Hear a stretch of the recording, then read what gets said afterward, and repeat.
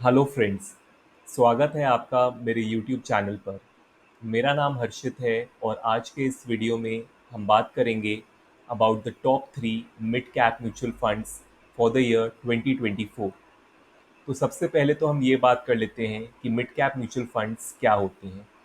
तो mid cap mutual funds वो mutual funds होते हैं जो कि मिड कैप स्टॉक्स में इन्वेस्ट करते हैं। और मिड कैप स्टॉक्स वो स्टॉक्स होते हैं जिनका मार्केट कैपिटलाइजेशन 5,000 करोड़ और 20,000 करोड़ रुपीस के बीच में होता है। अगर अभी तक आपने मेरे यूट्यूब चैनल को सब्सक्राइब नहीं किया है तो ज़रूर कर दें, ताकि आगे भी आपको मेरे फाइनेंस से रिलेटेड नए वीडियोस के नोटिफिकेशन मिलते रहें। तो चलिए देखते हैं कौन से हैं हमारे top 3 mid cap mutual funds for the year 2024। तो सबसे पहले हम ये डिस्कस कर लेते हैं कि इन फंड्स को सेलेक्ट करने के लिए हमने क्या क्राइटेरिया यूज़ किया है। तो जो पहला क्राइटेरिया हमने यूज़ किया है वो ये है कि जो AUM यानी कि एसेट अंडर मैनेजमेंट है, जिसे हम फंड साइज भी कहते हैं, वो ₹1000 करोड़ से ज़्यादा होना चाहिए। हमारा दूसरा क्राइटेरिया जो है वो ये है कि जो फंड परफॉर्मेंस है that should be better than it's benchmark for a period exceeding 3 years. तीसरा जो हमारा क्राइटेरिया है वो ये है कि जो एज ऑफ द फंड है वो 3 साल से ज़्यादा होनी चाहिए। चौथा जो हमारा क्राइटेरिया है वो ये है कि जो फंड का एक्सपेंस रेशियो है वो 1% से कम होना चाहिए। और हमारा पांचवा और आखिरी क्राइटेरिया है कि हम सिर्फ डायरेक्ट ग्रोथ प्लान्स में इन्वेस्ट करेंगे। हम रेगुलर प्लान्स में इन्वेस्ट नहीं करेंगे, क्योंकि डायरेक्ट ग्रोथ प्लान्स जो होते हैं वो आपको बेटर रिटर्न्स देते हैं as compared to regular plans over a long period of time. तो top 3 mid cap mutual funds की लिस्ट में तीसरे नंबर पे जो मिड कैप म्यूचुअल फंड आता है वो है महिंद्रा मैन्युलाइफ मिड कैप फंड। इसका जो फंड साइज है वो ₹2202 करोड़ है। एक्सपेंस रेशियो 0.48% है, जो कि काफ़ी अच्छा है। Fund age 6 years and 3 months है। 3 year annualised returns for monthly SIP 34.5% के करीब है। 5 year एनालाइज रिटर्न्स जो हैं 33.2% है। अगर हम बात करें एलोकेशन बाय मार्केट कैपिटलाइजेशन की, तो लार्ज कैप स्टॉक्स में इस फंड ने लगभग 14% का इन्वेस्टमेंट किया है। मिड कैप स्टॉक्स में सबसे ज़्यादा इन्वेस्टमेंट है, लगभग 67% का इन्वेस्टमेंट है। और स्मॉल कैप स्टॉक्स में लगभग 13% का इन्वेस्टमेंट है। अगर हम बात करें इस म्यूचुअल फंड की टॉप स्टॉक होल्डिंग्स की, तो इस फंड की टॉप स्टॉक होल्डिंग्स हैं इंडियन बैंक, इंडस टाज limited, union bank of India and REC limited. अगर हम बात करें टॉप सेक्टर्स की, तो सबसे ज़्यादा इन्वेस्टमेंट इस फंड ने फाइनेंशियल सेक्टर में किया है, लगभग 18% का इन्वेस्टमेंट है। उसके बाद हेल्थ केयर सेक्टर में इस फंड का 12.6% का इन्वेस्टमेंट है।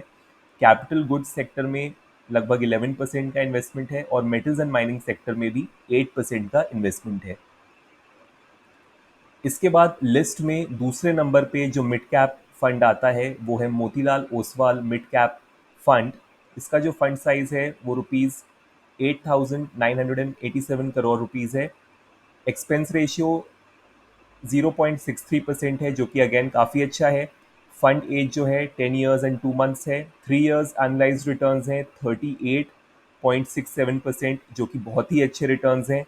5 year एनालाइज रिटर्न्स भी काफ़ी अच्छे हैं, लगभग 36% के रिटर्न्स हैं।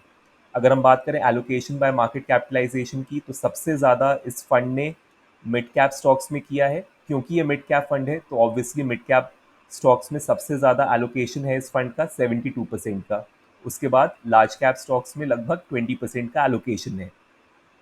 अगर हम बात करें इस फंड की टॉप स्टॉक होल्डिंग्स की, तो इस फंड की टॉप स्टॉक होल्डिंग्स हैं Jio financial services limited, Kalyan jewellers India limited, persistent systems limited and tube investments of India limited.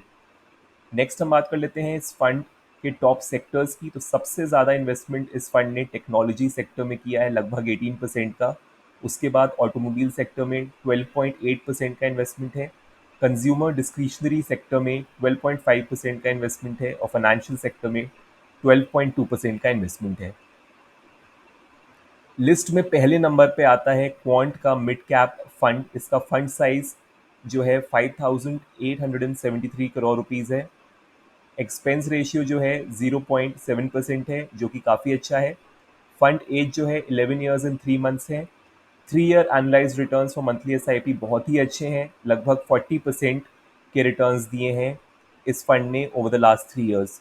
अगर हम लास्ट 5 ईयर्स के रिटर्न्स की बात करें तो वो और भी बेहतर हैं, 41% के अप्रॉक्स रिटर्न्स दिए हैं इस फंड ने over the last 5 years. Next हम बात कर लेते हैं इस फंड के एलोकेशन बाय मार्केट कैप की। तो सबसे ज़्यादा एलोकेशन मिड कैप स्टॉक्स में है, लगभग 70% का एलोकेशन है। उसके बाद लार्ज कैप स्टॉक्स में लगभग 26% का एलोकेशन है। टॉप स्टॉक होल्डिंग्स की बात करें तो सबसे ज़्यादा इस फंड ने इन्वेस्ट किया है रिलायंस इंडस्ट्रीज लिमिटेड में, उसके बाद औरोबिंदो फार्मा लिमिटेड में। नेक्स्ट लिंट इंडिया लिमिटेड में भी इस फंड ने अच्छा खासा इन्वेस्टमेंट किया है। And finally Samvardhana Motherson international limited में भी इस फंड ने काफ़ी ज़्यादा इन्वेस्टमेंट किया है। नेक्स्ट हम बात कर लेते हैं इस फंड के टॉप सेक्टर्स की। तो सबसे ज़्यादा इन्वेस्टमेंट एनर्जी सेक्टर में है, लगभग 22% का इन्वेस्टमेंट किया है इस फंड ने। उसके बाद फाइनेंशियल सेक्टर में लगभग 13% का इन्वेस्टमेंट है। नेक्स्ट हेल्थ केयर सेक्टर में अगेन 13% के करीब का इन्वेस्टमेंट है। और finally metals and mining sector में लगभग 8.6% का इन्वेस्टमेंट है। तो उम्मीद करता हूँ कि आज का वीडियो आपको पसंद आया होगा। अगर वीडियो पसंद आया है तो इसे लाइक और शेयर ज़रूर करें और मेरे यूट्यूब चैनल को सब्सक्राइब भी कर दें for more such finance related content. Thank you.